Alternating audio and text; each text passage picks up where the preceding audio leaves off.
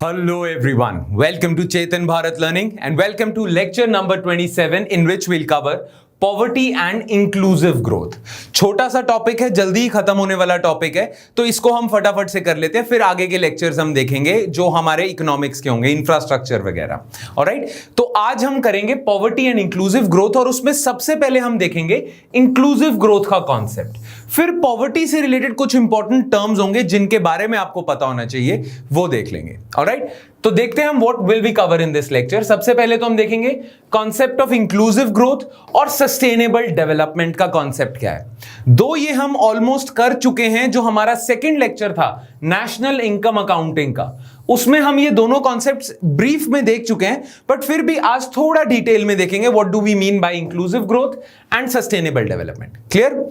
एक और चीज जो हम पहले कर चुके हैं पर अब दोबारा करेंगे वो होगा गिनी कोएफिशिएंट एंड लॉरेंस कर्व। एक बारी ब्रीफ में देखेंगे क्योंकि उसकी सिग्निफिकेंस यहां थोड़ी सी ज्यादा है गिनी कोएफिशिएंट की, तो एक तरह की हमारी रिवीजन ही हो जाएगी इसकी।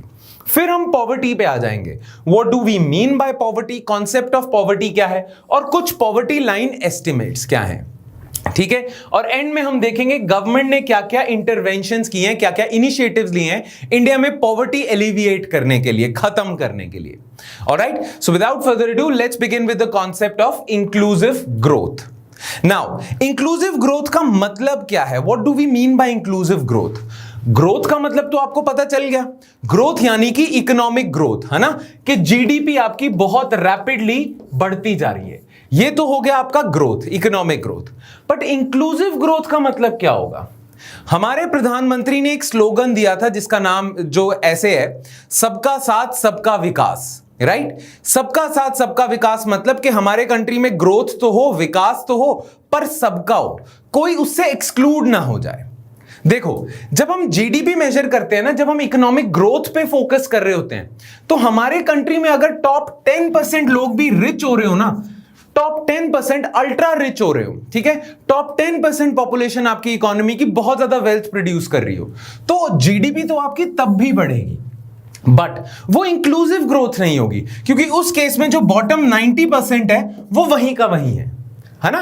जीडीपी आफ्टर ऑल क्या देखता है, इंडिया में कितनी वेल्थ प्रोड्यूस हो रही है, तो अगर टॉप 10% आपकी 100 रुपीज की वेल्थ प्रोड्यूस कर रहे हैं तो जीडीपी 100 रुपीज से बढ़ेगी। बट ये चीज नहीं बता रहा है कि बॉटम 90% की क्या सिचुएशन है, या ये जो वेल्थ प्रोड्यूस हो रही है ये डिस्ट्रीब्यूट कैसे हो रही है, ये जो वेल्थ प्रोड्यूस हो रही है इससे सिर्फ 10% का फायदा हो रहा है या सबका साथ सबका विकास हो रहा है।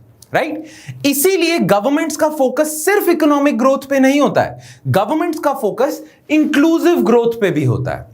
हमारे कंट्री में पहले 5 ईयर प्लान्स होते थे, नीति आयोग आने से पहले 5 ईयर प्लान्स होते थे, तो पिछले कुछ 5 ईयर प्लान से ना 12th 11th 10th 9th, खासकर 11th और 12th 5 ईयर प्लान, जिसका टाइम पीरियड था 11th 5 ईयर प्लान का टाइम पीरियड था 2017 से 12 और 12th का था 2012 से 2017। इन दोनों 5 ईयर प्लान्स में इंक्लूसिव ग्रोथ को बहुत ज्यादा तवज्जो दी हुई है।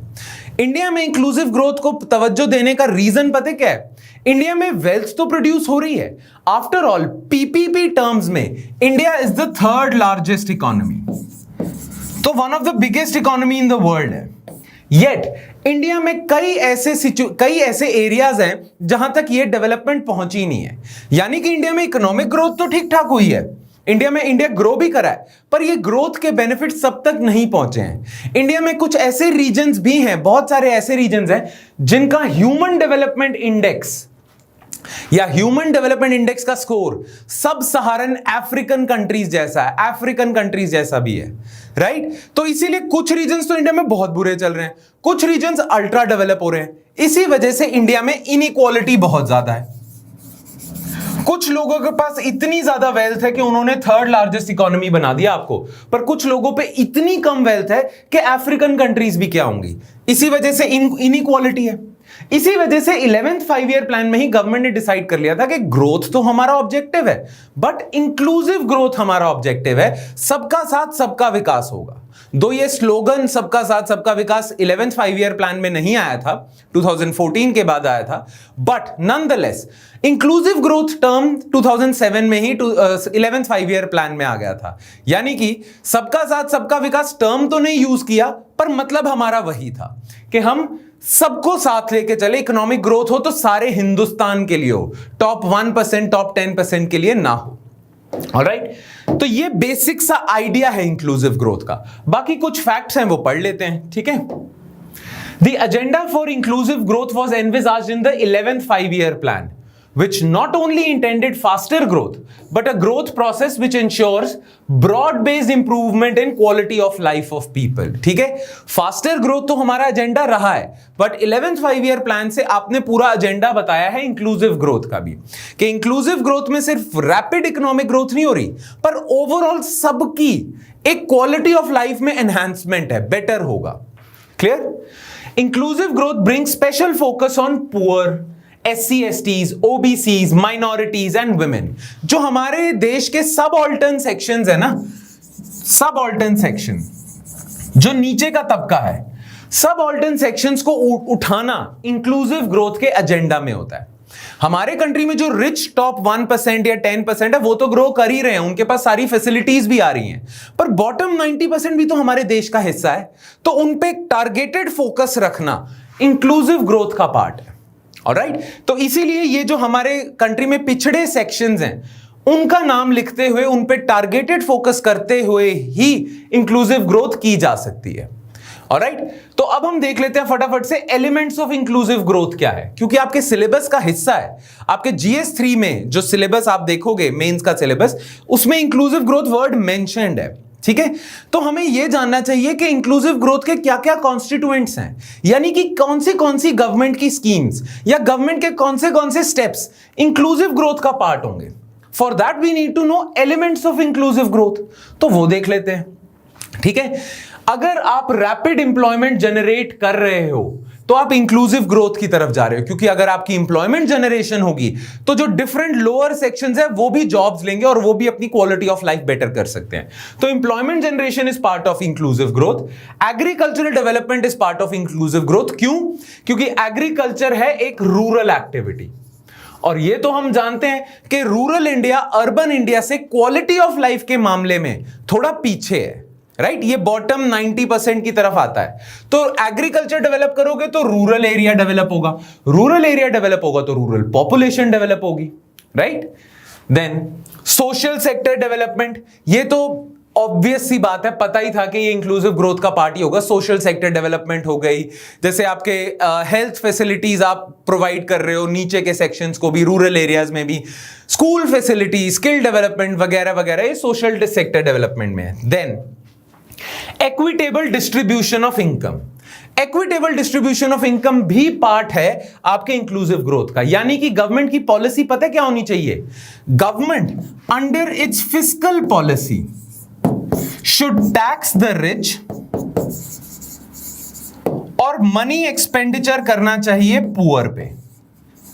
एक तरह से गवर्नमेंट रीडिस्ट्रीब्यूशन ऑफ इनकम करे कि जो रिच सेक्शंस हैं उनको टैक्स करे और उस पैसे को इकट्ठा करके वेलफेयर एक्सपेंडिचर में लगा दे पुअर सेक्शंस के लिए। तो एक तरह से आप पैसा रीडिस्ट्रीब्यूट कर रहे हो ना, है ना, तो वो इक्विटेबल डिस्ट्रीब्यूशन ऑफ इनकम में आ जाएगा। जब गवर्नमेंट बजट निकालती है ना, फिस्कल पॉलिसी निकालती है, उसमें यही कोशिश करती है, और equitable distribution of income inclusive growth का ही पार्ट है।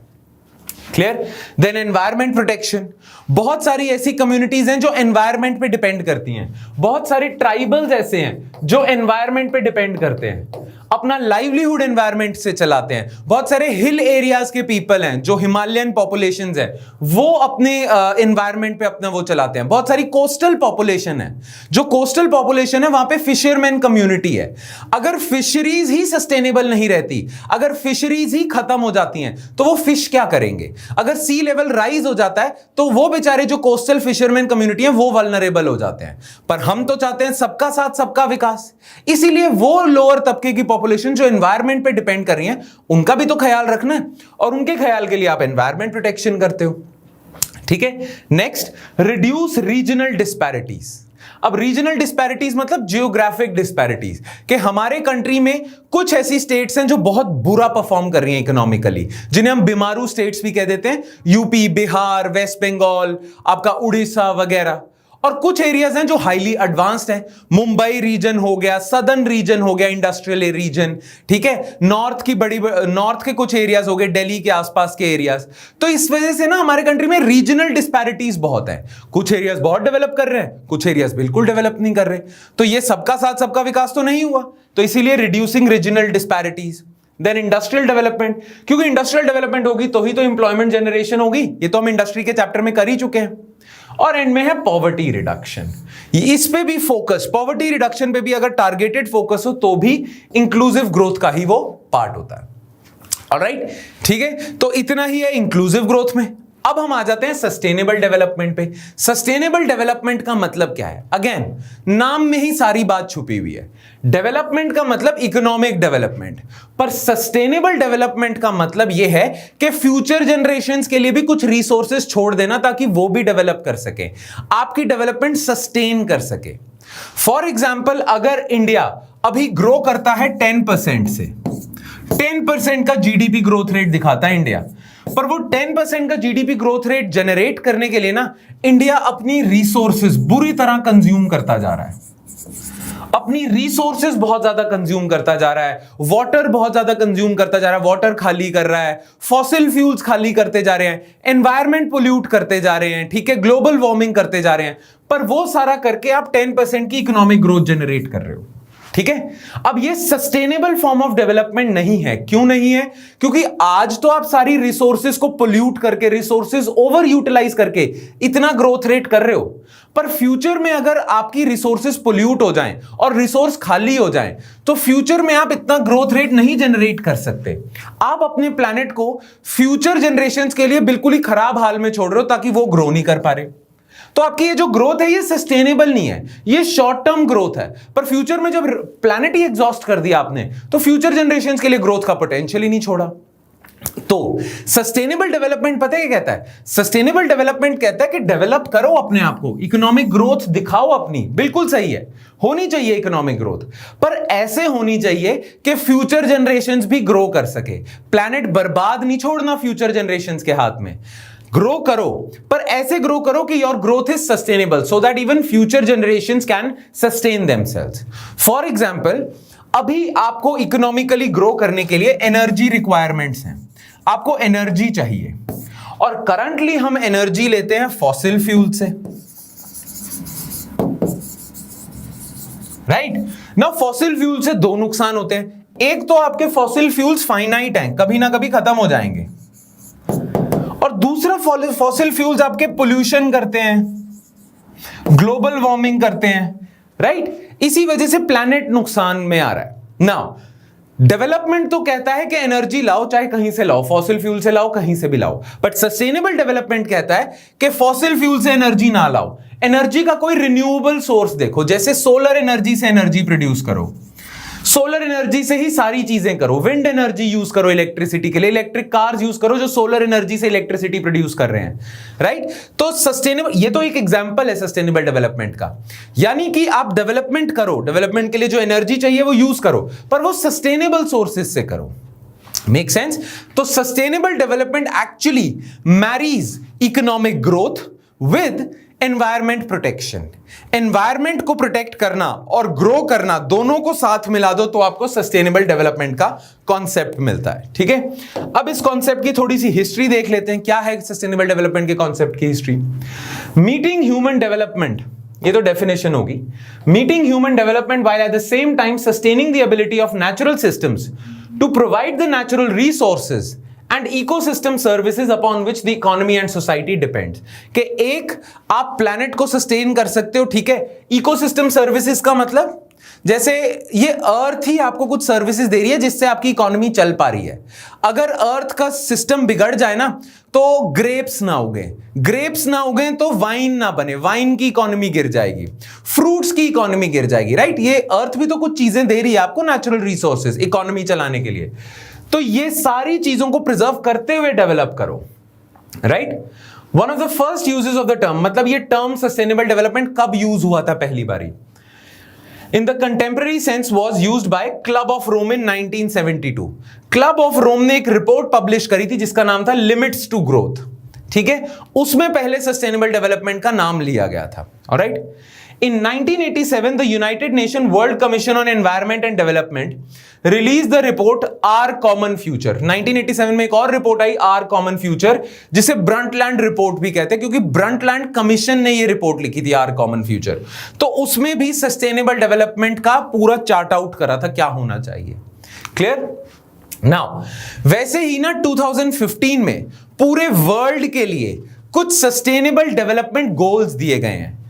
2015 में दिए गए थे और बोला यह गया था कि 2030 तक ये गोल्स कंप्लीट होने चाहिए। ठीक है, इन सितंबर 2015 यूएनजीए यानी कि United nation general assembly formally adopted the universal integrated and transformative 2030 agenda for sustainable development.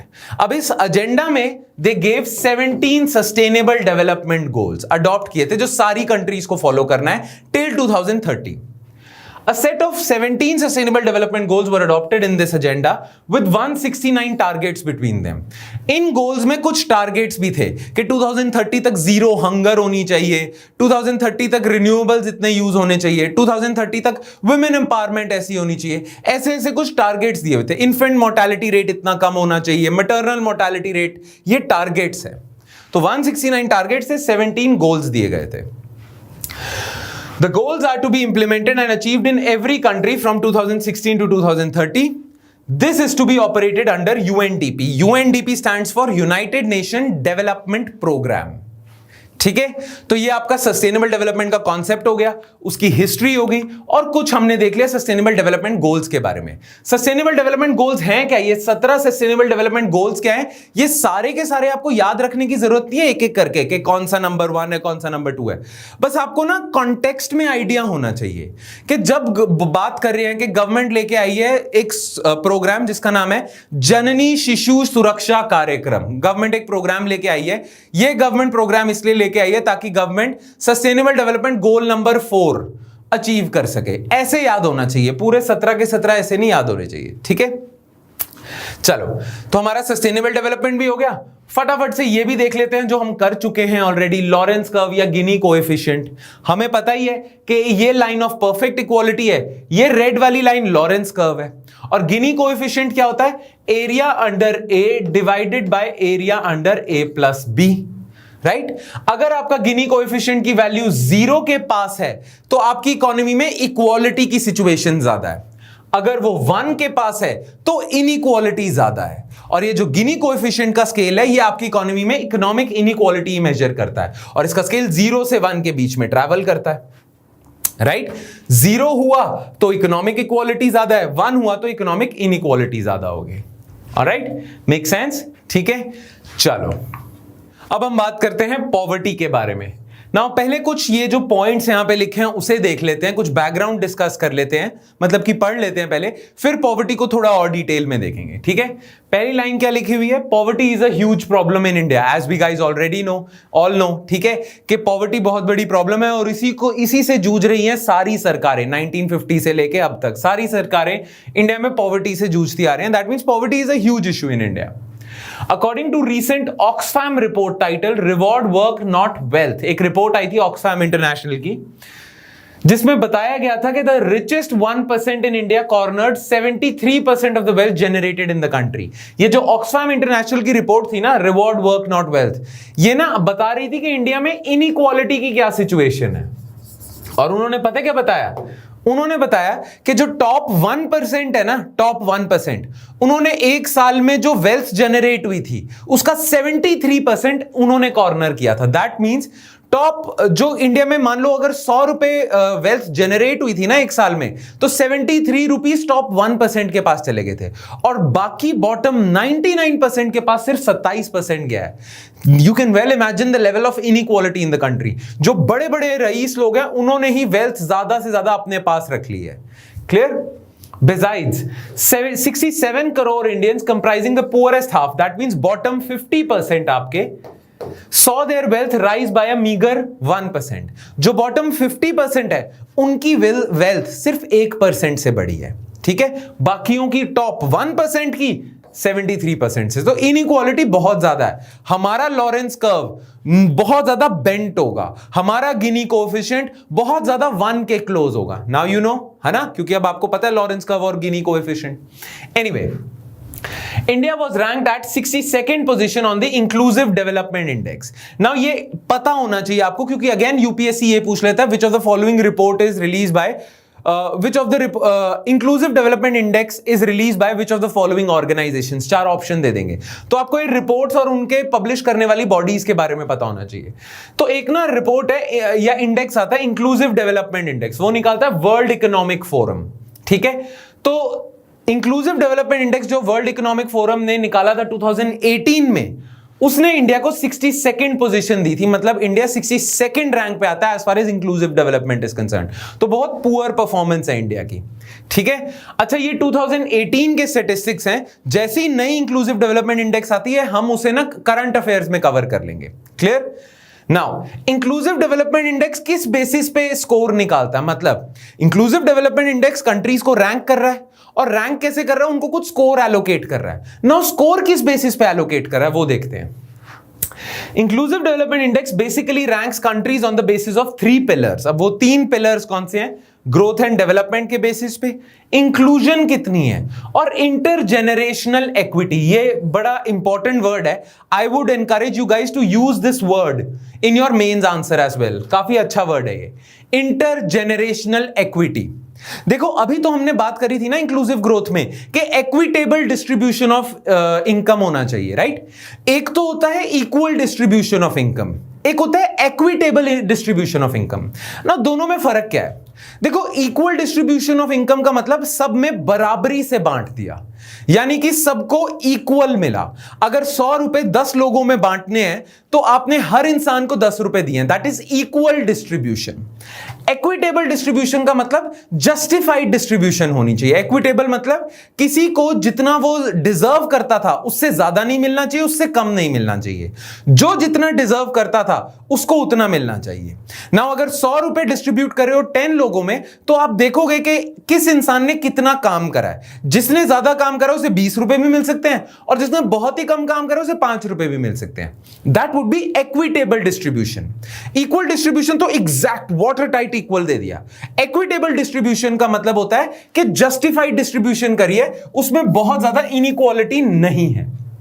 ठीक है, अब इंटरजेनरेशनल इक्विटी का मतलब पता है क्या है? इंटरजेनरेशनल इक्विटी का मतलब यह है कि जितनी भी अर्थ की रिसोर्सेज हैं, ये जो प्रेजेंट जनरेशन है ये सारी खुद कॉर्नर कर लेती है या ये शेयर कर रही है फ्यूचर जनरेशन के साथ भी। यहां सस्टेनेबल डेवलपमेंट का कॉन्सेप्ट आ जाएगा, right?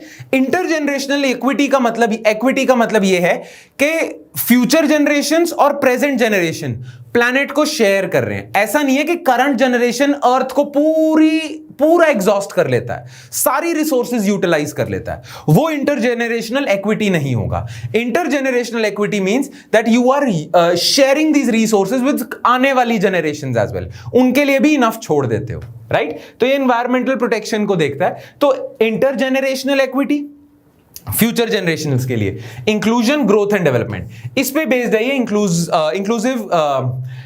Inclusive development index. Alright, चलो अब पॉवर्टी की अच्छे से बात करते हैं। नाउ पुअर कौन होते हैं? What is poverty? गरीब किसे कहते हैं? बहुत सारे तरीके हैं गरीब को डिसाइड करने में, बट डोंट यू थिंक गरीब किसी को कहना या किसी को पुअर कहना, it is a very relational concept. मतलब बड़ा रिलेटिव होता है, बड़ी सब्जेक्टिव चीज है। फॉर एग्जाम्पल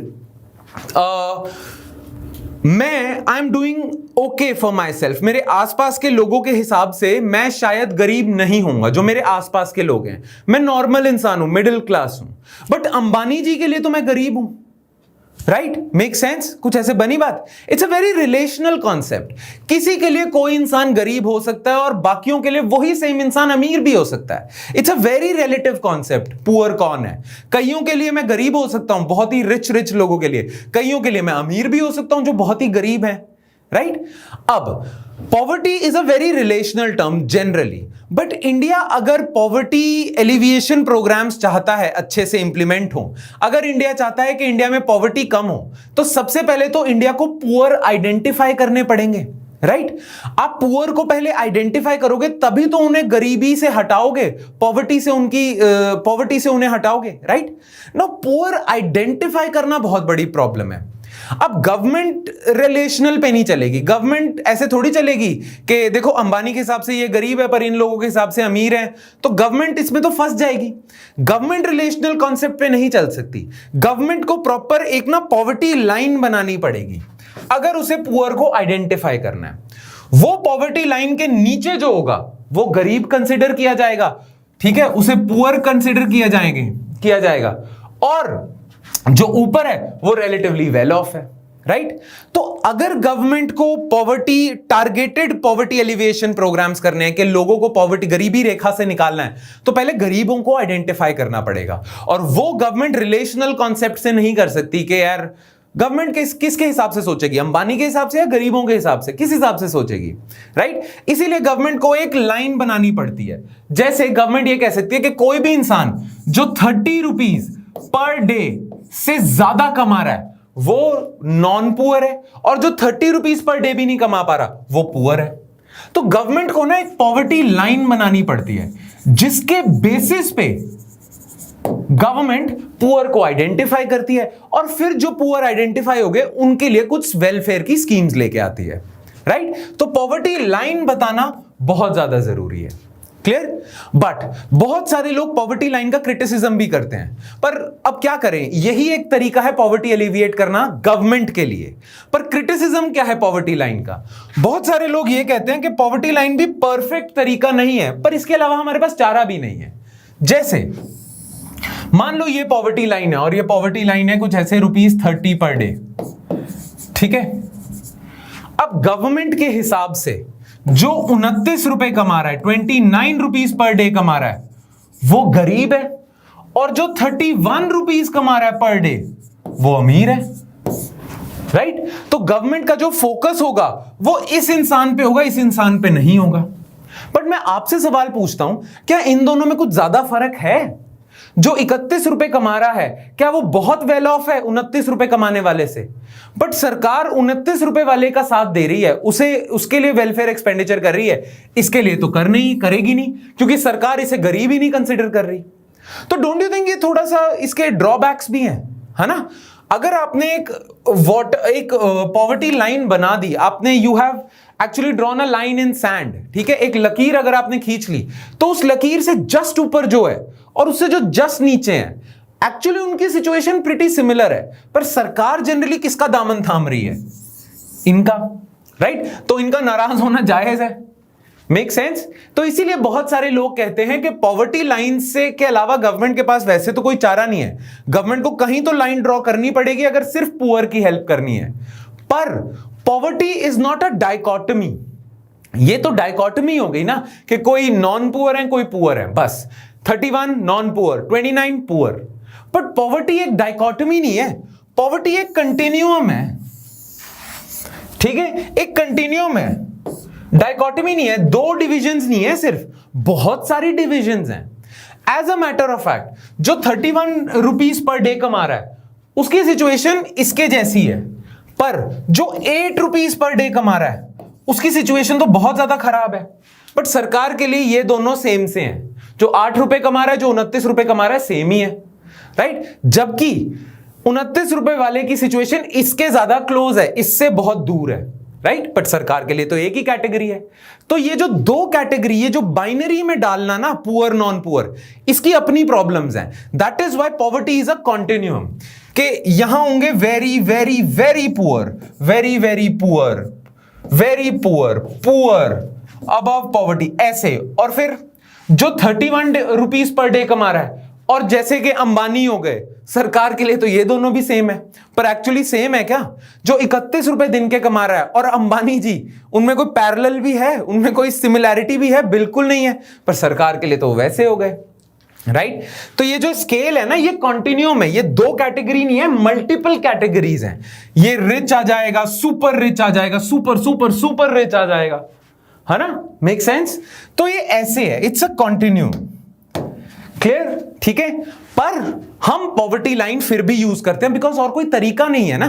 कंटिन्यूम, हमें पता है कि poverty is actually a continuum, but continuum से मुद्दे सॉल्व नहीं हो रहे, मुद्दे सॉल्व पॉवर्टी लाइन से ही हो रहे हैं कि आप पॉवर्टी लाइन ड्रॉ कर दी और फिर जो इसके नीचे है, गरीबी रेखा के नीचे है, उनकी हेल्प करते हो आप।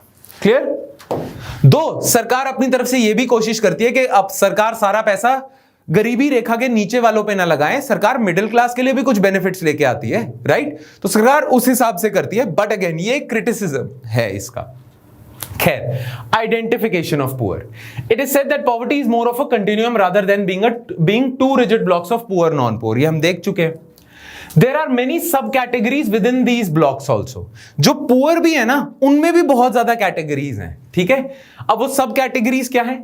एक हम कहते हैं, एक होते हैं क्रॉनिक पुअर। क्रॉनिक पुअर कौन से होंगे? क्रॉनिक पुअर की भी दो कैटेगरीज होगी, एक है ऑलवेज पुअर, एक है यूजुअली पुअर। अब ऑलवेज पुअर यूजुअली पुअर में क्या फर्क होगा? देखो, मान लो ये गरीबी रेखा है आपकी, ये है पॉवर्टी लाइन। अब जो ऑलवेज पुअर है ना वो तो यहीं कहीं जाता जाएगा, वो नीचे है गरीबी रेखा के। बट यूजुअली पुअर का पता क्या होगा? वो साल में मान लो 1 या 2 महीने ठीक सिचुएशन होती है, फिर बहुत ज्यादा घटिया सिचुएशन होती है उसकी, ठीक है? तो वो यूजुअली पुअर है, मतलब 1 महीना तो अबव पॉवर्टी लाइन है, बाकी ज्यादातर महीने बिलो पॉवर्टी लाइन है।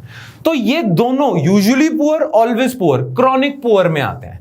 बिकॉज पॉवर्टी भी ना सीजनल हो जाती है। खारिफ सीजन आया तो बहुत सारे एग्रीकल्चरल लेबरर्स को खेतों में जॉब मिल गई, तो वो अबव पॉवर्टी लाइन आ गए, बाकी पूरा साल बिलो पॉवर्टी लाइन है, तो वो यूजुअली पुअर होंगे, क्रॉनिक पुअर कहते हैं उन्हें। फिर एक होते हैं आपके ट्रांजिएंट पुअर, ये साल में कभी पुअर होते हैं, कभी अबव पॉवर्टी होते हैं, कभी पुअर होते हैं, कभी अबव पॉवर्टी। इसमें एक हो गए आपके चर्निंग पुअर। चर्निंग पुअर पता है कौन से होंगे? जो ऊपर नीचे ऊपर नीचे ऊपर नीचे जाते रहते हैं, जनवरी में ऊपर, फेब में नीचे, ऐसे ऐसे ऊपर नीचे। और ओकेजनली पुअर होंगे जो जनरली अबव पॉवर्टी लाइन है, बट कभी कभार 2-3 महीने के लिए नीचे आए थे फिर ऊपर आ जाते हैं, राइट? तो सीजनल वेरिएशन भी तो बहुत है, इसीलिए पुअर को आइडेंटिफाई करना बहुत बहुत बड़ा चैलेंज होता है, बहुत ज्यादा मुश्किल टास्क हो जाता है। खैर, ये टर्म्स ना एनसीईआरटी में दिए हुए हैं, इसीलिए हम इन्हें डिस्कस करें क्योंकि यूपीएससी प्रीलिम्स में पूछ सकता है, right? So now you know what are chronic poor. Chronic poor की भी दो कैटेगरीज हैं, always poor, usually poor, and then there is transient poor. Transient poor की भी दो कैटेगरी हैं, churning poor, occasionally poor. Alright, नीचे पढ़ लेते हैं क्या लिखा है। Chronic poor are generally casual workers. हमने करा है ना एम्प्लॉयमेंट के चैप्टर में कि 3 तरह के वर्कर्स होते हैं, रेगुलर सैलरीड, सेल्फ एम्प्लॉयड और कैजुअल वेज लेबरर्स। तो क्रॉनिक पुअर की कैटेगरी में जनरली ये कैजुअल वेज लेबरर्स ही आते हैं, दिहाड़ीदार मजदूर, राइट? जब दिहाड़ी मिल रही है, मजदूरी मिल रही है तब ठीक है, नहीं तो फिर पुअर है। And transient poor are generally small farmers and seasonal workers. ये जनरल बताए कि क्रॉनिक पुअर होंगे दिहाड़ी वाले मजदूर और ट्रांजिएंट पुअर होंगे स्मॉल फार्मर्स, छोटे फार्मर जिनकी लैंड होल्डिंग ही बहुत छोटी है, ठीक है? And seasonal workers. ऑलराइट, चलो आगे आ जाते हैं। अच्छा, 2 और कॉन्सेप्ट हैं ना। अभी हमने बात करी थी पॉवर्टी लाइन की। नाउ पॉवर्टी लाइन को भी बनाने के लिए या पॉवर्टी लाइन को एस्टैब्लिश करने के लिए भी ना 2 तरीके हैं। वो 2 तरीके क्या हैं? या तो आप पॉवर्टी लाइन बनाते हो एब्सोल्यूट पॉवर्टी अप्रोच से, जहां पे आप एब्सोल्यूट पॉवर्टी कंसिडर करते हो, या आप कंसिडर करते हो रिलेटिव पॉवर्टी, ठीक है? आपकी जो पॉवर्टी लाइन है ना, जो आप पॉवर्टी लाइन एस्टैब्लिश करते हो, या तो आप एब्सोल्यूट पॉवर्टी की अप्रोच से करते हो जब आप एब्सोल्यूट पुअर गिनना चाहते हो, या आप रिलेटिव पॉवर्टी के हिसाब से देखते हो, रिलेटिव पुअर गिनना चाहते हो। नाउ एब्सोल्यूट पॉवर्टी का मतलब क्या हुआ? एब्सोल्यूट पॉवर्टी देख लेते हैं। It refers to a condition where a person does not have minimum amount of income needed to meet the minimum requirements for one or more basic living needs वगैरह वगैरह। Absolute poverty का absolute poverty पता है, absolute poor पता है कौन से होते हैं? गवर्नमेंट क्या करती है या लोग क्या करते हैं, कुछ ना बेसिक नीड्स डिफाइन कर लेते हैं कि एक इंसान को नॉर्मल लाइफ जीने के लिए रोटी चाहिए, इतनी रोटी चाहिए, मतलब दिन के 2400 कैलोरीज चाहिए उसे, ठीक है? फिर कपड़ा चाहिए, मकान चाहिए, इतने बेसिक खर्चा कपड़े पे चाहिए, इतना बेसिक खर्चा एजुकेशन पे चाहिए। ऐसे करते करते ना बेसिक नीड्स एस्टैब्लिश कर लेते हैं एक आदमी की या एक पर्सन की, ठीक है? और फिर देखते हैं कि वो बेसिक नीड पूरा करने के लिए एक इंसान को एक महीने में लेट्स सपोज 32 रुपीज चाहिए, ठीक है? तो जो इंसान 32 रुपीज से कम कमा रहा है वो एब्सोल्यूट पुअर है, जो 32 से ज्यादा कमा रहा है वो एब्सोल्यूट नॉन पुअर है, ठीक है। ये तो हो गया तरीका एब्सोल्यूट पॉवर्टी का कि आपने ना नीड्स देख ली, बेसिक नीड्स देख ली, कोई वो पूरी कर पा रहा है तो ठीक है, नहीं पूरी कर पा रहा वो बेसिक नीड्स तो वो पुअर है। ये तो हो गया आपका एब्सोल्यूट पॉवर्टी। बट कई कंट्रीज ना रिलेटिव पॉवर्टी यूज करती हैं। अब रिलेटिव पॉवर्टी का मतलब क्या हुआ? जैसे कई कंट्रीज पता है क्या कहती हैं? कई कंट्रीज कहती हैं, जैसे कई डेवलप्ड कंट्रीज है ना, उनमें पता है क्या सिचुएशन है? डेवलप्ड कंट्रीज में ऐसी सिचुएशन है कि ऑलमोस्ट सबकी बेसिक नीड्स पूरी हो रही है।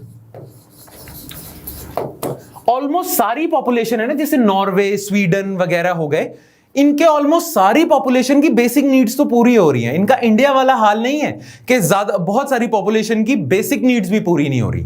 नॉर्वे, स्वीडन जैसी कंट्रीज की सारी पॉपुलेशन की ऑलमोस्ट बेसिक नीड्स पूरी हो रही हैं। पर इसका मतलब क्या यह है कि वो लोग अपनी सोसाइटी में किसी को गरीब नहीं समझते? वो लोग कहते हैं हमारे यहां एक भी गरीब नहीं है क्योंकि सबकी बेसिक नीड्स पूरी हो रही हैं। वो ऐसा कह सकते हैं अगर वो एब्सोल्यूट पॉवर्टी के हिसाब से सोच रहे हो। बट जैसा कि मैंने स्टार्टिंग में बोला था कि गरीबी तो बहुत रिलेशनल है, ठीक है। एक सोसाइटी में अगर सबके पास $1 मिलियन हैं, ठीक है, तो जिस इंसान के पास $1 ट्रिलियन होंगे वो अमीर होगा, जिसके पास सिर्फ $1 मिलियन होंगे वो गरीब होगा, है ना? ऐसा हो सकता है, राइट? नाउ एक सोसाइटी है जिसकी सारी पॉपुलेशन की बेसिक नीड्स पूरी हो रही हैं। अब वो अपनी सोसाइटी में पुअर किसको आइडेंटिफाई करते हैं? वो पता है क्या कह देते हैं? वो कहते हैं कि हमारी सोसाइटी में बॉटम 25%, जो लास्ट 25% ऑफ द पॉपुलेशन है, मतलब पॉवर्टी के हिसाब से बॉटम 25% पैसे के हिसाब से जो पॉपुलेशन है, उन्हें हम हमेशा पुअर ही कंसिडर करेंगे। तो चाहे हमारी सोसाइटी में हर कोई मिलियनेयर हो जाए, जो बॉटम 25% पे होंगे उन्हें हम पुअर ही कंसिडर करेंगे, ठीक है। तो उस कॉन्सेप्ट को हम कहते हैं रिलेटिव पॉवर्टी। नाउ कई कंट्रीज रिलेटिव पॉवर्टी के हिसाब से पॉवर्टी लाइन खींचते हैं, कई कंट्रीज एब्सोल्यूट पॉवर्टी के हिसाब से खींचते हैं। जैसे European union relative poverty use करता है, ठीक है, इंडिया एब्सोल्यूट पॉवर्टी यूज करता है। ऑलराइट, तो रिलेटिव पॉवर्टी क्या होगा? A condition where household income is a certain percentage below median income. जैसे एक सोसाइटी है, उसकी मीडियन इनकम देख लेते हैं 1 लाख पर मंथ है, तो अगर किसी की भी इनकम 1 लाख से 50% कम है, क्योंकि 1 लाख एवरेज इनकम है पूरी सोसाइटी की, तो वो देख लेते हैं कि एवरेज इनकम से 50% कोई पीछे है, यानी कि 50,000 से कम है, तो वो पुअर है, नहीं तो वो ठीक है। Clear? For example, the threshold for relative poverty could be set at 50% of median income और 60% वगैरह। ये relative poverty होगा। Alright? Make sense? ठीक है? Now, अब हम आ जाते हैं poverty line estimates पे कि इंडिया कौन सी poverty line मानता है, वर्ल्ड ओवर, वर्ल्ड वाइड कौन सी poverty line मानी जाती है, ठीक है? तो poverty line estimates में सबसे पहली स्टेटमेंट है कि एक पूरी दुनिया के लिए ना वर्ल्ड बैंक ने एक पॉवर्टी लाइन बनाई हुई है, ठीक है। वर्ल्ड बैंक ये कहता है कि पूरी दुनिया में कोई भी इंसान अगर लेस देन $1.9 कमा रहा है ना हर रोज, less than $1.9 per day, less than, तो वो पुअर कंसिडर किया जाएगा। कोई भी इंसान अगर मोर देन $1.9 पर डे कमा रहा है तो वो नॉन पुअर कंसिडर किया जाएगा। तो वर्ल्ड बैंक के हिसाब से इंटरनेशनली पॉवर्टी लाइन है $1.9 पर डे, पर ये परचेजिंग पावर पैरिटी टर्म्स में, और हम पीपीपी कर चुके हैं, ठीक है ना, तो नाउ यू नो। खैर, वर्ल्ड वाइड जो पॉवर्टी लाइन है वो है $1.9 पर डे। क्लियर? पर इंडिया अपने हिसाब से भी पॉवर्टी लाइन एस्टिमेट करता है कि एक इंडियन गवर्नमेंट भी एस्टिमेट करती है कि हम अपने कंट्री में पॉवर्टी लाइन क्या सेट करेंगे, ठीक है। अगेन रिमेंबर, हम एब्सोल्यूट पॉवर्टी के हिसाब से देखते हैं। नाउ थोड़ी सी हिस्ट्री जान लेते हैं पॉवर्टी लाइन की। आपको पता है पॉवर्टी लाइन बनाने की कोशिश प्री इंडिपेंडेंस टाइम से की जा रही है। One of the first poverty line estimates was done by Dadabhai Naroji, who estimated poverty line to be 3/4 of jail cost of living in those days. Dadabhai Naoroji ने सोचा कि देखो जेल में ना सिर्फ आपकी बेसिक नीड्स पूरी की जाती हैं, तो जेल लेवल की बेसिक नीड्स पूरी करने के लिए कितने पैसे लगेंगे उसको उन्होंने पॉवर्टी लाइन सेट कर दिया कि इतने पैसे लगते हैं जेल के बाहर जेल लेवल की कॉस्ट ऑफ लिविंग के लिए, राइट? क्योंकि जेल में तो सिर्फ बेसिक नीड्स ही देखी जा रही हैं। तो उन्होंने बेसिक नीड्स को कैसे डिफाइन करा कि एक जेल में कितना खर्चा होता है एक इंसान पे उसकी बेसिक नीड्स पूरी करने के लिए, ठीक है। तो इसकी डिटेल में नहीं जाते, बस ये पता होना चाहिए Dadabhai Naoroji was the first person to come up with the poverty line estimate for India. Then independent India ने कई कमिटीज बनाई जिन्होंने रिकमेंडेशंस दी कि कैसे पॉवर्टी लाइन एस्टिमेट करी जानी चाहिए, ठीक है। तो 1979 में आई वाईके अलग कमेटी, ठीक है। Y K Alagh committee recommended to use basic minimum calorific requirements. Y K Alagh committee ने बोला कि देखो बेसिक नीड है खाना, तो आप खाने के हिसाब से देखो। रूरल एरिया में 2400 कैलोरीज कोई अगर इंसान अफोर्ड कर पा रहा है तो वो रिच है, और अर्बन इंडिया में अगर कोई 2100 कैलोरीज अफोर्ड कर पा रहा है तो वो रिच है, ठीक है। तो वाईके अलग कमेटी ने सिर्फ कैलोरीफिक रिक्वायरमेंट्स के हिसाब से देखा कि फूड अफोर्ड कर सकता है कोई इंसान रूरल एरिया में 2400 कैलोरीज अफोर्ड कर सकता है, अर्बन इंडिया में 2100 कैलोरीज अफोर्ड कर सकता है, तो वो बेटर ऑफ है रिलेटिवली। कोई इतना भी नहीं कर सकता तो वो पुअर है, राइट। अगेन रूरल एरिया में ज्यादा कैलोरीज क्यों रखी है? For a very simple reason, rural area में मैनुअल वर्क ज्यादा होता है, राइट। तो रूरल एरिया में 2400, अर्बन एरिया में 2100। पर बाद में इसका क्रिटिसिज्म भी हुआ कि एक इंसान की बेसिक नीड सिर्फ खाना नहीं है, कपड़ा भी चाहिए, मकान भी चाहिए, और बहुत सारी बेसिक नीड्स हैं, right.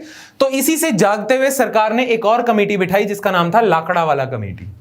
Now Lakdawala committee included clothing and shelter apart from calorific requirements in 1993। फिर वहीं से आया रोटी, कपड़ा और मकान।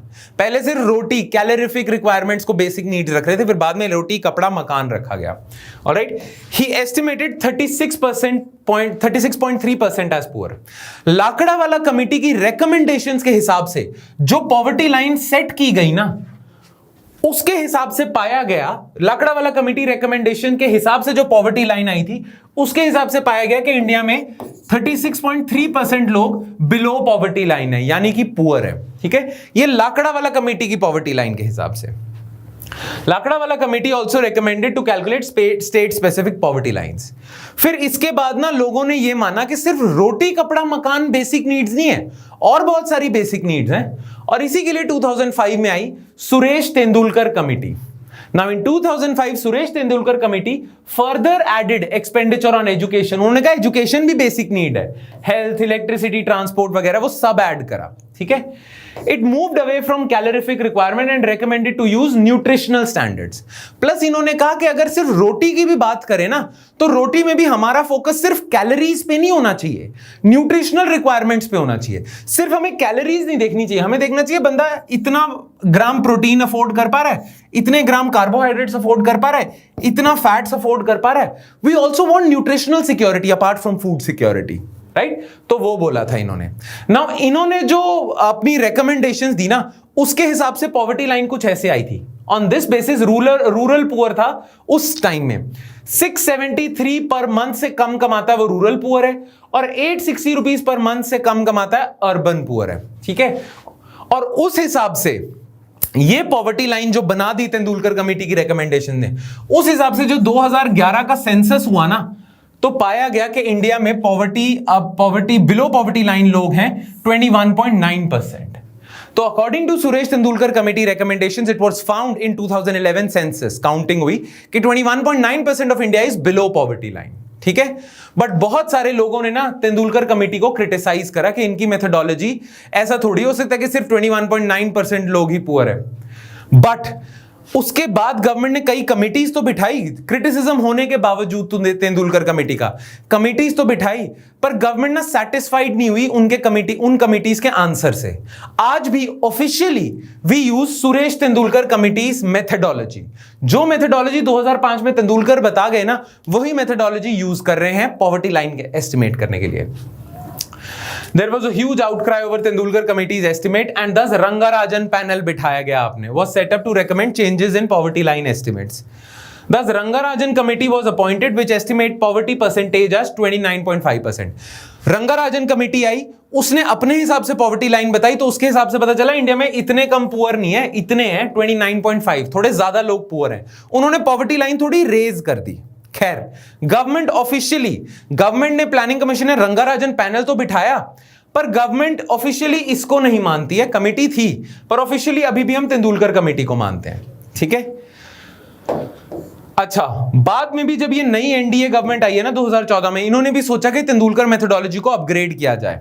So to define poverty line, the NDA government had constituted a 14-member task force under NITI Aayog vice chairman Arvind पंगारिया। तो इन्होंने अरविंद पंगारिया कमेटी बिठाई to come out with the recommendations for a realistic poverty line. After 1.5 years work, this task force also failed to reach a consensus on poverty line. Arvind Panagariya committee भी ठीक ठाक recommendations नहीं दे पाई, इसीलिए उस समय सरकार ने यह माना कि हम तेंदुलकर कमेटी की ही recommendation फॉलो करेंगे। Arvind Panagariya committee also faced various problems कि उन्हें लगा कि यार ये चीज नहीं सही होगी, ये चीज नहीं सही होगी, because it's a very difficult task.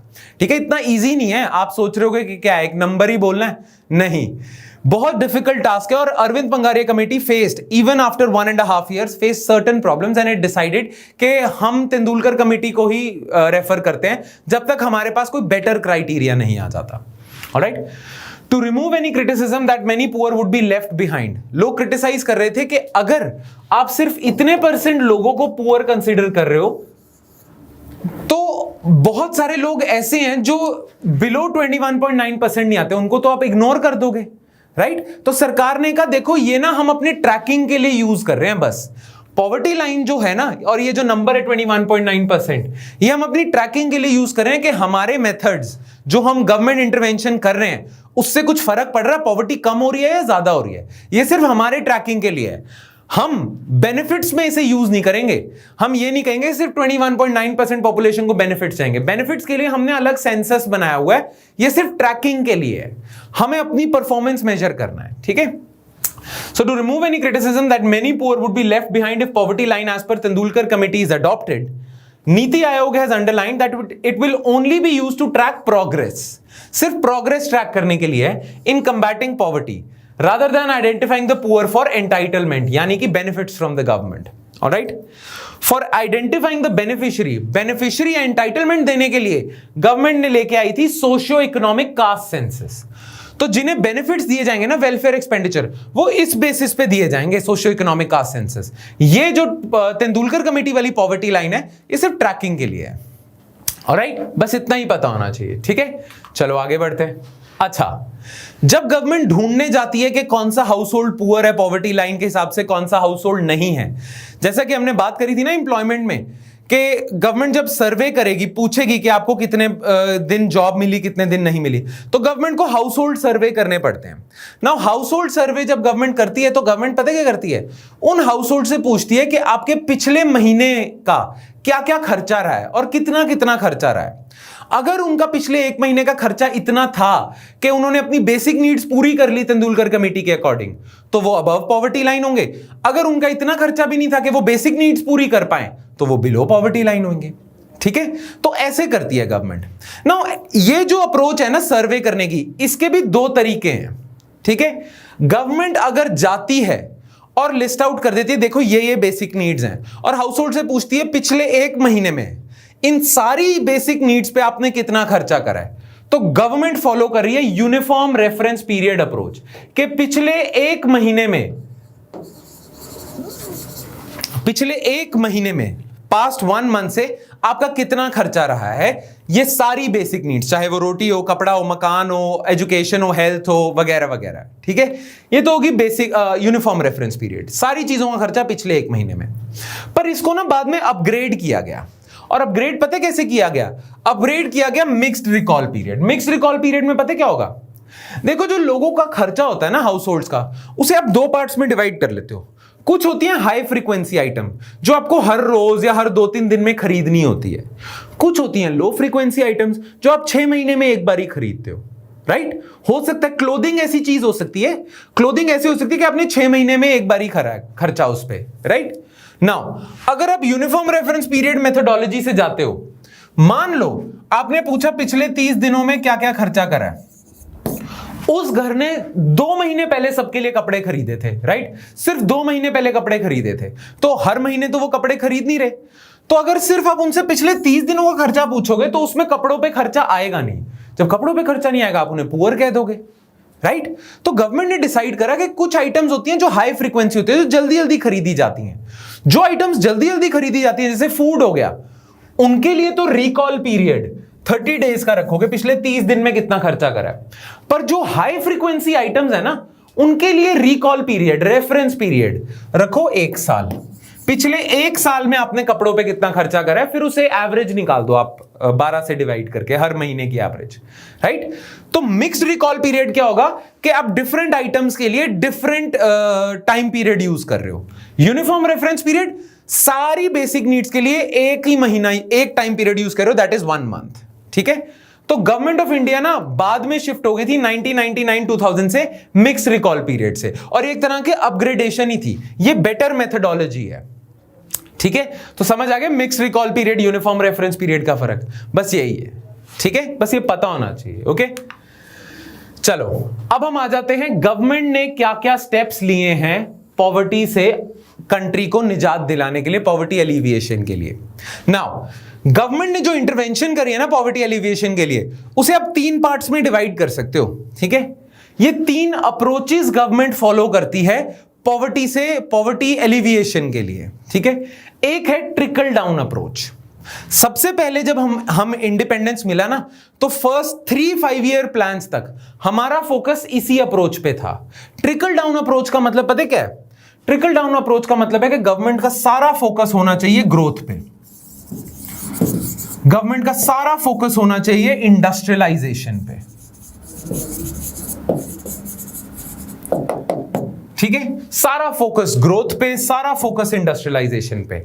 जैसे जैसे इंडस्ट्रियलाइजेशन होती जाएगी ना, अपने आप जॉब्स क्रिएट होंगी, और जैसे जैसे जॉब्स क्रिएट होंगी ना, वैसे वैसे रूरल लोग, जो गरीब लोग हैं, उन्हें जॉब्स मिलेंगी। उन्हें जॉब्स मिलेंगी तो वो पॉवर्टी से बाहर आने लग जाएंगे। तो ट्रिकल डाउन का मतलब क्या है? ट्रिकल डाउन वर्ड का मतलब ऐसे नीचे जाता जा रहा है। ट्रिकल डाउन का मतलब जब टॉप की इंडस्ट्रीज ग्रो करती हैं, तो वो जो वेल्थ प्रोड्यूस करेंगी, that will trickle down to the poorest of the poor. अगर इंडस्ट्रीज ग्रो करेंगी तो जो वो वेल्थ प्रोड्यूस करेंगी, वो धीरे धीरे रिश्ता रिश्ता ट्रिकल डाउन करता करता पुअर तक भी आ जाएगा, राइट, है ना। क्योंकि वो इंडस्ट्री ग्रो करेगी, एक्सपैंड करेगी, जॉब्स क्रिएट करेगी, जॉब्स क्रिएट करेगी तो लोग पॉवर्टी से बाहर आ जाएंगे, लोअर क्लास मिडिल क्लास बन जाएगी, और ऐसा हुआ भी, राइट। तो इसे ट्रिकल डाउन अप्रोच कहते हैं। बट 3-5 ईयर प्लान्स के बाद गवर्नमेंट को पता चला कि यार ट्रिकल डाउन अप्रोच ठीक है अपनी जगह, थ्योरेटिकली ठीक है, बट अभी भी इंडिया में पॉवर्टी बहुत बुरी तरह कम नहीं हुई है। ट्रिकल डाउन अप्रोच के साथ साथ, मतलब ट्रिकल डाउन अप्रोच का मतलब क्या है? आपका सिर्फ फोकस है ग्रोथ और इंडस्ट्रियलाइजेशन पे। इसके साथ साथ हमें स्पेसिफिकली गरीबों पे भी टारगेट करना पड़ेगा, राइट। तो आपने सोचा ट्रिकल डाउन अप्रोच के साथ साथ ये दूसरी अप्रोच भी फॉलो की जाए, जिसका नाम है asset generation through work creation. Trickle down में तो हम सोच रहे हैं कि इंडस्ट्रियलाइजेशन से अपने आप जॉब्स क्रिएट होंगी, पर फिर भी इतनी जॉब्स नहीं क्रिएट हुई जिससे गरीबी हट जाए। तो गवर्नमेंट ने क्या करा? गवर्नमेंट ने सोचा कि हम खुद से जॉब क्रिएट करेंगे, खुद से वर्क जनरेशन करेंगे, asset generation through work creation. जैसे इसका सबसे बेस्ट एग्जांपल है मनरेगा। मनरेगा में ना, एमजी नरेगा में गवर्नमेंट 100 डेज गारंटीड एम्प्लॉयमेंट देती है, किसी को भी चाहिए हो, ठीक है। 100 डेज गारंटीड एम्प्लॉयमेंट दे रही है, और उसमें गवर्नमेंट काम पता है क्या करवाती है? कि कैनाल रिपेयर करवा दिया, सफाई करवा दी एक कैनाल की, या आपने बंध बनवा दिया, डैम बना दिया। डैम पूरा का पूरा नहीं, मतलब ऐसे छोटा सा बंद जो रूरल एरियाज में होता है, या आपने क्या कर दिया, आपने रेन वाटर हार्वेस्टिंग के स्ट्रक्चर्स बनवा दिए, ये सारी चीजें। तो गवर्नमेंट ये सारे एसेट्स बनवा रही है, पर साथ साथ गरीबों के लिए जॉब्स भी जनरेट करवा रही है। तो इसे कहते हैं asset generation through work creation. ये इंदिरा गांधी जी पहले लेके आई थी। From 3rd 5 year plan onwards, जैसे आपने स्टार्ट करा food for work programme, MNREGA एक एग्जाम्पल है। देन स्वर्ण जयंती ग्राम स्वरोजगार योजना, जिसका नाम आज है नेशनल रूरल लाइवलीहुड्स मिशन, ये इंदिरा गांधी के टाइम स्टार्ट हुआ था। स्वर्ण जयंती शहरी रोजगार योजना, नेशनल अर्बन लाइवलीहुड्स मिशन, ठीक है। तो ये आप कर रहे हो, एसेट भी जनरेट कर रहे हो, गवर्नमेंट का भी फायदा हो रहा है, कैनाल रिपेयर हो रहे हैं, और वर्क भी जनरेट हो रहा है। तो आपने सोचा ट्रिकल डाउन के साथ ये भी करा जाए। पर फिर भी पॉवर्टी पूरी तरह खत्म नहीं हुई। फिर भी आज तक हम मान रहे हैं, आज तक हमें दिख रहा है कि पॉवर्टी आज भी हमारा सिंगल बिगेस्ट प्रॉब्लम है। तो गवर्नमेंट ने सोचा कि इन दोनों अप्रोचेस के साथ एक और थर्ड अप्रोच चाहिए, जो तीनों इकट्ठे काम करेंगे तभी पॉवर्टी एलिविएशन होगी, और वो है expenditure on social consumption needs. अब इसका मतलब पता है क्या है? इसका मतलब ये है, देखो हमने ट्रिकल डाउन ट्राई कर लिया, जॉब्स क्रिएट करने की कोशिश करी, गरीबी अभी भी पूरी तरह नहीं हटी। फिर हमने asset generation through work creation करा, गरीबी अभी भी पूरी तरह नहीं हटी। अब गवर्नमेंट सोच रही है कि गरीब लोग गरीब क्यों हैं? क्योंकि उनके खर्चे बहुत ज्यादा होते जा रहे हैं। उन्हें जो पैसा मिल रहा है ना गवर्नमेंट की तरफ से, ट्रिकल डाउन की तरफ से, उनके खर्चे भी बहुत ज्यादा है, इसलिए उनके पास पैसा ज्यादा नहीं बच रहा। तो गवर्नमेंट सोचती है क्यों ना खर्चे उनके हम अपने सिर पे ले लें। उनका हेल्थ का खर्चा है, हम अपने सिर पे ले लेते हैं। उनका स्कूल का खर्चा है, एजुकेशन का खर्चा है, उन सरकारी स्कूल में एजुकेशन फ्री कर देते हैं, राइट? तो उनके जो कंजम्पशन है वो ही हम उसका एक्सपेंडिचर हम अपने सिर पे ले लेते हैं। तो जो उन्हें पैसा मिलेगा ना, उनका खर्चा कम कर देते हो आप by taking over their social consumption needs. ठीक है, तो ये है expenditure on social consumption needs. जैसे गवर्नमेंट ने पब्लिक डिस्ट्रीब्यूशन सिस्टम हमने करा हुआ है, उसके थ्रू फूड सब्सिडीज दे रही है, हेल्थ सब्सिडीज है, एजुकेशन सब्सिडीज है, मिड डे मील स्कीम है, पब्लिक डिस्ट्रीब्यूशन, आईसीडीएस वगैरह वगैरह। तो ये थर्ड स्ट्रैटेजी है कि एक तो आपने पहले उन्हें पैसे देने की कोशिश करी, अब थर्ड अप्रोच ये है कि आप उनके खर्चे भी अपने सिर पे ले लो। अब तो पॉवर्टी हट सकती है। तो एज ऑफ नाउ ये तीनों अप्रोचेस साथ साथ काम कर रही हैं। बस फर्क ये है कि पॉवर्टी अभी भी खत्म नहीं हुई है, अभी भी हमारा बहुत बड़ा चैलेंज है। उसका रीजन ये नहीं है कि इन अप्रोचेस में खराबी है, उसका रीजन ये है कि ये अप्रोचेस ठीक से इंप्लीमेंट नहीं हो रही। करप्शन बहुत है, सरकार पैसा देती है पर वो रास्ते में गायब हो जाता है, करप्शन ही इतनी ज्यादा है, और इंप्लीमेंटेशन प्रॉपरली नहीं हो रही। खैर, अभी भी सरकार की कोशिश है कि ये तीनों अप्रोचेस एफिशिएंटली लगाए जाएं, तभी पॉवर्टी देश से अच्छे से हट पाएगी। क्लियर?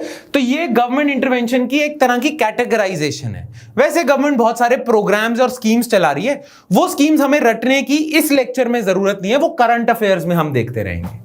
क्लियर? ठीक है, तो आज के लेक्चर में ना हम इतना ही करेंगे। बाकी आपके नोट्स में ना इस लेक्चर के साथ साथ मैं आपको ना कुछ इंडेक्स भी दूंगा, जो हम डिस्कस नहीं करेंगे, बस आपको नोट्स में दिए जाएंगे, आप उन्हें पढ़ लेना उन इंडेक्स को। जैसे एक इंडेक्स है ह्यूमन डेवलपमेंट इंडेक्स है, उसके बारे में मिल जाएगा। एक है multi dimensional poverty index, multi dimensional poverty index. Then एक है आपका ग्रॉस हैप्पीनेस इंडेक्स, ठीक है, ग्लोबल हंगर इंडेक्स। ये सारे बहुत सारे इंडेक्सेस हैं, तो इनके नोट्स आपको मिल जाएंगे कल तक। क्लियर? वैसे तो आई वुड मेक श्योर, मतलब ये जो आज के लेक्चर के नोट्स हैं ये तो आपको आज ही मिल जाएंगे, पर ये जो डिफरेंट इंडेक्सेस हैं इनके नोट्स आपको कल मिल जाएंगे, कल पॉजिटिवली आपको मिल जाएंगे। तो ये नोट्स रिवाइज करने के बाद इनको भी देख लेना, इनसे क्वेश्चन पूछे जाते हैं, पर ये इतने ईजी हैं कि आप बस इन्हें पढ़ो, सिर्फ रट्टा मारने वाले पोर्शन है ये, तो इसीलिए हम इन्हें क्लास में डिस्कस नहीं करेंगे, इसमें कुछ कॉन्सेप्चुअल नहीं है। तो ये इंडेक्सेस भी देख लेना, ये इंपॉर्टेंट है, बहुत सारे इंडेक्सेस हैं। क्लियर? Make sense? अच्छा, by the way I know मैंने आपको बोनस लेक्चर्स में सर्विस सेक्टर और इंडस्ट्रियल सेक्टर के जो इकोनॉमिक सर्वे की हमारी वीडियो थी उसके साथ नोट्स आपके पेंडिंग है अभी, तो डोंट वरी, इन इंडेक्सेस के साथ साथ कल आपके नोट्स भी अपग्रेड हो जाएंगे, वीडियो के साथ अटैच हो जाएंगे। तो अपने वीडियो पे दोबारा जाना और डाउनलोड कर लेने हैं वो इंडस्ट्री वाला इकोनॉमिक सर्वे का चैप्टर और सर्विसेज वाला इकोनॉमिक सर्वे का chapter. Alright, make sense? Alright, so that's it from my side guys. I'll see you next time with another lecture of economy. Hi, अगर आपको ये लेक्चर पसंद आया तो हमारे चैनल को सब्सक्राइब कीजिए, और अगर आप यूपीएससी 2021 के प्रीलिम्स के लिए सीरियस हैं तो हमारा क्रैश कोर्स जरूर ज्वाइन कीजिए। कोर्स की डिटेल्स आपको हमारी वेबसाइट, जिसका लिंक डिस्क्रिप्शन सेक्शन में होगा, उस पर मिल जाएंगी। नहीं तो आप हमें कॉल कर सकते हैं नीचे दिए गए नंबर पर।